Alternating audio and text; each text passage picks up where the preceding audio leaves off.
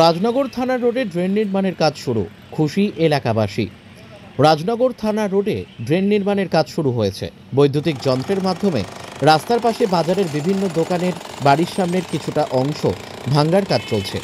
ড্রেনের জন্য গর্ত খননের কাজও চলছে। গত 31শে জানুয়ারি রাজনগর বড়বাজারে ড্রেন নির্মাণের কাজের আনুষ্ঠানিক উদ্বোধন ও শুভ সূচনা করেন রাজনগর পঞ্চায়েত সমিতির পূর্ত কর্মাধ্যক্ষ সুকুমার সাধু। হাজির ছিলেন বিভিন্ন স্তরের মানুষজন। তারপরই জল নিকাশি নর্দমা নির্মাণের কাজ শুরু হয়। জানা গিয়েছে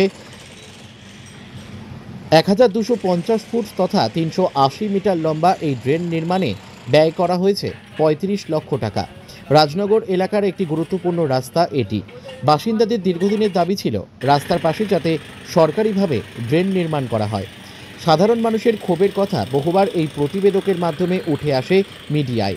অবশেষে নির্মাণ কাজ শুরু হওয়ায় খুশি এলাকার মানুষজন।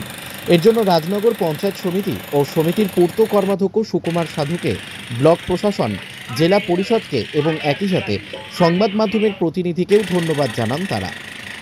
বীরভূমের রাজনগর থেকে মোহাম্মদ সাফিউল আলমের রিপোর্ট, এস নিউজ বাংলা।